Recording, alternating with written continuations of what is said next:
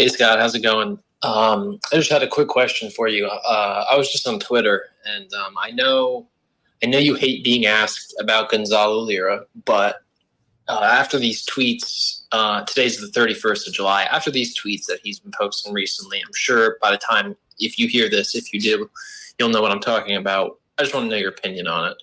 Gonzalo Lira, I think everybody knows, is a former lifestyle coach who sometime at the end of 2021, early 2022, started tweeting critically of the Ukrainian government. I did a Twitter Spaces with him prior to the war. He, asked good questions. He has a very large audience. But this was something that was facilitated by a member of the Duran crew, and both Alex and myself were concerned that Gonzalo was speaking out so harshly against the Ukrainian government while living in Kharkov, and our concern was magnified once the war started, and he continued to speak out. I did a YouTube appearance, and we're talking lengthy appearances. My time in the intelligence business is dated somewhat, but we knew how to track IP numbers and things of that nature. And I don't care how good Gonzalo Lira thinks he is. He is a known name at a known address. The Ukrainians had to know what he was doing, and yet they let him continue doing it. And I found that to be suspicious and or foolhardy. One of his tweets, he pinned, he listed a series of names, and he said, if I'm ever missing for more than 12 hours, assume that I've suffered the same fate. And some of the people, all those people have been arrested, tortured by the Ukrainian government for the crime of speaking out. Some of them have been killed. He was arrested by the SBU ostensibly because of his online activity. He's now released by the SBU, and he's being given access to his computers and his phones to continue the exact same online activity that got him arrested to begin with. That to me means he's a controlled asset of the SBU. The SBU released him and is allowing him to do this. And you have to ask yourself, why? Why would the SBU allow him to do this? Because people are like, well, he's critical. He's critical of the Ukrainians. Well, first of all, Gonzalo has no original content, especially after his arrest. Gonzalo's job was to bring people in and have a conversation and listen to people and draw out conversations and to get followerships and get people to chime in. He did so on social media platforms that have subscriber lists. Remember, everything about him is now controlled by the SBU. So anybody who is participating, subscribing, otherwise being involved in Gonzalo Lira's online activities, he's literally the SBU is sucking in this data. No, I'm talking about the first time he's released. Okay. And then he continues to do this for some time. And then suddenly he's arrested again. This is a dramatic arrest. This is done on TV. The film is out there. They film him being arrested, and he's shuttled off, and he goes dark for, I think, 9 weeks. On July 6th, he's released. He's released quietly, but it's known. I received several communications from people who said Gonzalo's out, and they also said don't trust him. He's working for the SBU. He still has access. He's reaching out to talk to people. He's trying to get people to come in and talk to him.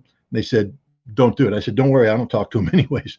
And suddenly he sends out this 25-part dramatic tweet. He's at the border with Hungary. And he's laying out his whole case, all the documents, the whole thing, laying out his case, how he's been arrested, tortured, embezzled, stolen, beaten, had to turn in his passports, wear an electronic monitor. And then he says, oh, by the way, I've taken off my electronic monitor. And he's ridden a motorcycle all the way to the Hungarian border. And now he's tweeting from the Hungarian border that he's going to cross into Hungary.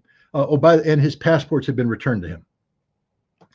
But he's going on trial in 2 days, and he's going to be found guilty, he says, and spend the rest of his life in prison. And it just stinks to high heaven. I mean, everything about this smells. And so I thought, since Gonzalo has committed to this story, that I would follow up. What's not known is that Gonzalo's reached out to me since our falling out, and he's asked me to retract my claims that he's an SBU asset. Why are you saying this about me? Why are you slandering me? Are you still going to stick to your story? And I wrote back, I said, absolutely, you're an SBU asset, straight up. And he is. There's no doubt in my mind. And so now we have a situation where Gonzalo has claims to have crossed the border. We'll see. We'll see what happens. But I would just recommend that anybody who has anything to do with this guy understand that this isn't happening because Gonzalo Lira is a superstar who should have been in the real life Great Escape. That's not what's happening. He has been. This is a setup. This is all about a setup. I think that Gonzalo Lira's brand was languishing. He wasn't getting I guess the followership, new follows that the SBU wanted. And I think the idea was to rebrand him, send him across the border, let him set up in Europe, and begin the process of collecting information about the anti-Ukrainian movement around the world. Information that the SBU uses, by the way. I mean, for instance, I'm on a hit list. I'm also on a list put out by the Center for Countering Disinformation. And I think anybody who deals with Gonzalo Lira is going to find that they're going to be on similar lists, because this is not a man who's acting on his own. He is a straight up SBU asset. All right. Well, the last I saw, he didn't claim that he crossed the border yet. He said he's trying to. And if we don't hear from him within whatever X amount of hours, to assume the worst. So it's been about 20 hours and we haven't heard from him. Let's take a look at a little bit of the video he made. He was saying that he was tortured while in prison, and his argument, or his explanation, let's say his story, was that it wasn't by prison guards, it was by other prisoners who were forced to do it by the prison guards. Contacted these gangsters, probably through the prison guards at CISA, and figured out, or basically had the prisoners in the fourth cell that I was in do the actual dirty work of getting the money out of me, see? Because you see, the guards, they never beat any of the prisoners. No, it's the prisoners who beat the other prisoners. In fact, after this 30-hour session, one of the thugs who had really hurt me, I mean, he hit me pretty badly, especially on the chest.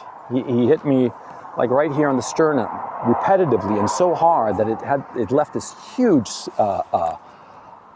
bruise. And by the way, the cell boss, the guy higher, berated him for having left a mark on me, because of course the kind of torture that they want to do doesn't leave a mark. That's the point of it.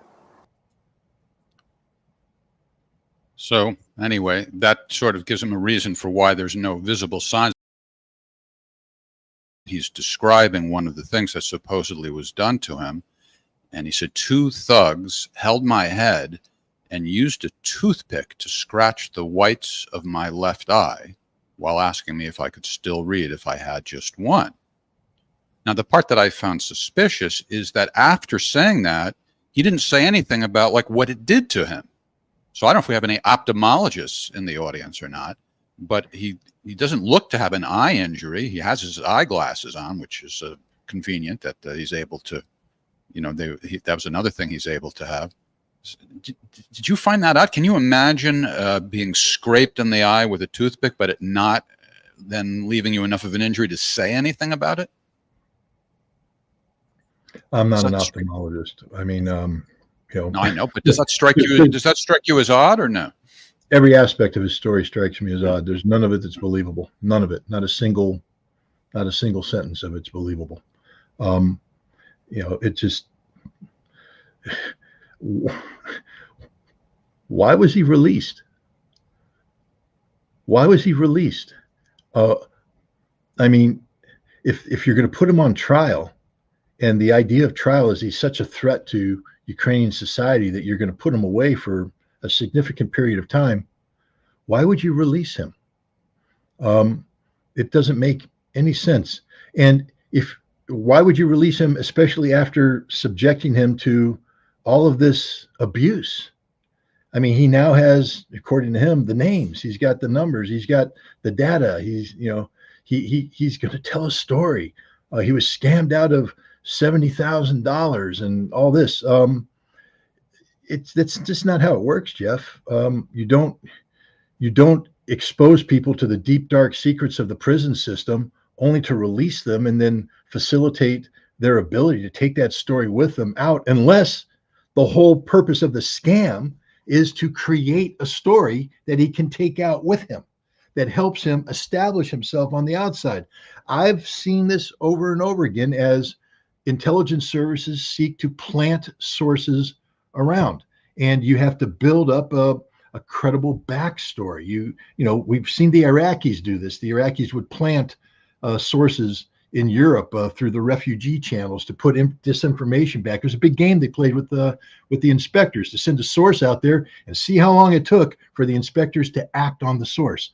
And then the Iraqis would chuckle and say, "Oh, we know where that one came from. We know why they're inspecting this place, because we just proved that if we send a defector across the border, it takes this amount of time for the inspectors to react. We now are in control." This is what the SBU is doing. There's no doubt about it. There's nothing about his story that makes any sense whatsoever.